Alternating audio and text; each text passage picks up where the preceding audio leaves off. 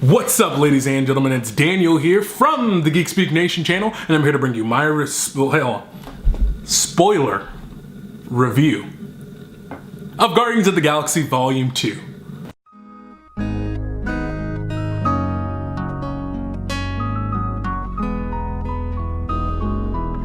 Alright, so if you haven't checked it out, here is my, check it out in the comment sections or wherever I'm gonna post it, the spoiler-free review of Guardians of the Galaxy. Be sure to check that out if you want to see more, a little vaguer thoughts about my score and general thoughts about the film. That's gonna be your place to go. This is just mostly just gonna be our spoiler discussion, what we think about this film and specific plot details. So remember, this is the spoiler review. If you don't want things spoiled, don't watch this video. With that being said, so let's talk about the spoilers when it comes to Guardians of the Galaxy Volume 2. Like I said, I'm pretty lukewarm on this film. I think it was a fun time, but it's kind of like cotton candy, as I said in the spoiler-free review. You know, it looks sweet and appetizing, but when you get into it, it really dissipates and there was nothing really there in the first place. But what the substance there, the substance that is there is pretty palpable and really enticing. And I think it really comes down to the relationships that Chris Pratt's Star-Lord has with Kurt Russell's Ego, and then also Michael Rooker's Yondu. I think the trifecta of the father and son's relationship and the fathers and their children relationship is a very strong element in this film, and I think it's pretty well explored. I think let's just get right into it. The plot twists with Ego being the villain.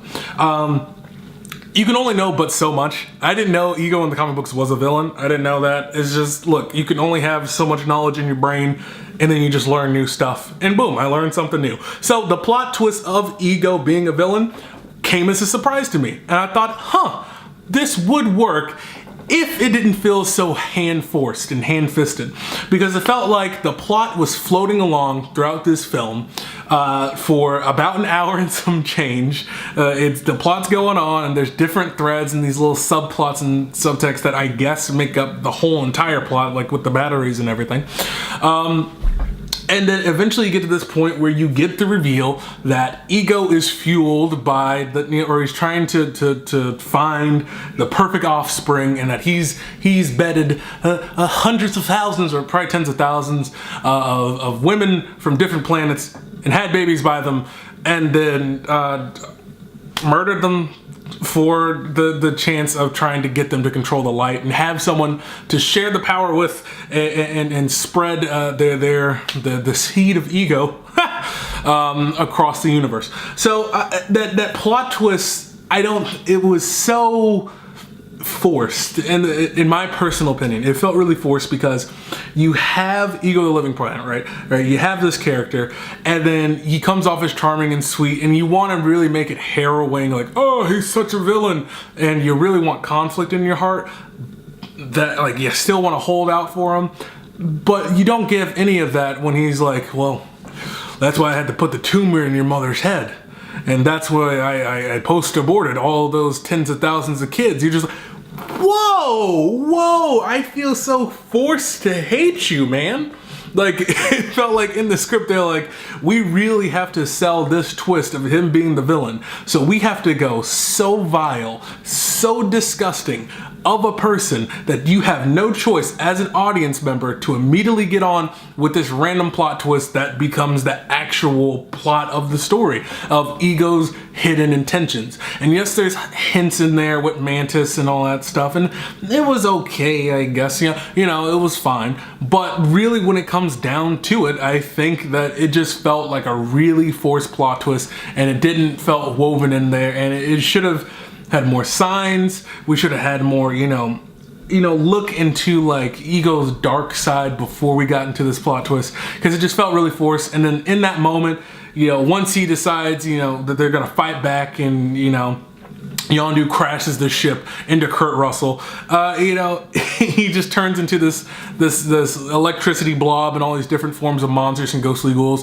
and you immediately lose that connection, with him. You're looking at ego for a very long time throughout the duration of this film, and then you lose that kind of pathos, that emotional connection you had with that character when you're just fighting a big rock monster for most of it.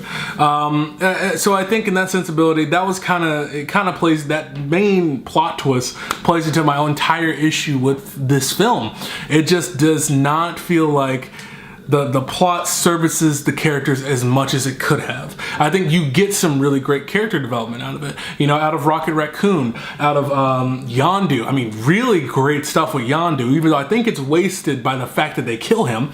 I really do think that there's some serious work and some serious thought put into this. I just think that the plot and the scenarios that they get themselves into are not as engaging and do not develop the characters as much as they could have. I think the prison break was an overdone and overplayed out sequence. I thought the last act of the film was pretty played out and dragged on a little bit for quite some time. And the whole entire, anytime the gold people, the Scourge, I believe it is, the Sovereign, sorry. Anytime the Sovereign are on screen, I just did not buy into it, and I was not engaged. I like this concept that they were so advanced that they felt like they don't even have to be there for the warfare. But I just could not get into their plot, and the simple fact that their plot starts off because Rocket Raccoon steals some batteries is just such a flimsy plot detail to get into it. And I understand that's a very James Gunn thing to do, where you just have a minuscule thing that's played off that starts this bigger reaction or chain of events that may or may not have even coincided because of this incidental, you know, action. You know, it's a very James Gunn thing, but at the same time, it's not engaging when you put it on the screen, or at least in the way that it's done. I know I really feel like I'm harping on this film and I'm really dragging on it. I really had a lot of fun watching this film. I really did. There was a lot of great goofs and gaffes and all that stuff, but honestly, what does that really amount to by the time you walk out of theater and nothing really happened with these characters? I mean, they do move forward, but it felt like a baby step in emotional development and emotional progression. I just think there was a lot more that could have been done in that scenario. Guardians of the Galaxy Volume 2 wasn't my biggest cup of tea, and like I said, going back to the plot point of the gold people, and you know, bringing in the Adam Warlock, like their purpose wasn't fulfilled until they brought in Adam Warlock in a post-credit scene. Until that happened, I felt like they served absolutely no purpose whatsoever until that post-credit scene where it's just like, oh, this is serious. And I was just like, I couldn't buy into it anymore. And I was just like, guys, these guys are so pointless up until the very end. But I do have to say, the thought that Stan Lee is a watcher is really awesome. And seeing them in there, I think James Gunn did a really, really great job with that. And there's a lot of Easter eggs to unpack, and I think there's just a very well done job with this film. With that being said, guys, those are really my thoughts on Guardians of the Galaxy Volume 2 on the spoiler details. I just think a lot of these elements weren't done the way they were supposed to, or not in a way that really could have elevated the scenario, raised the stakes, raised the development of these characters. But nevertheless, guys, let me know what you think about this film, spoiler-wise, in the comment section down below. No holds barred. Daniel, you are so wrong. You don't understand the Guardians of the Galaxy. Let me know how you feel in the comment sections down below. Did you love this film? Did you hate this film? Are you kind of meh in between like I am? Let me know in the comment sections down below what you thought about Guardians of the Galaxy Volume 2. Then as always, guys, remember, if you want to check out my original review with the score, that's going to be right down there, and click on that. And if you're new here and you like my spoiler review, maybe subscribe right over there. We do this stuff a lot, and we're going to be doing a lot more videos because, you know, well, it's summertime for me, so I have a lot of time on my hands. With that being said, guys, thank you so much for watching this video. I look forward to having a discussion, a positive, constructive discussion with you guys in the comment sections down below. With that being said, ladies and gentlemen, thank you so much for your time. I've been Daniel, and don't forget to get geeky.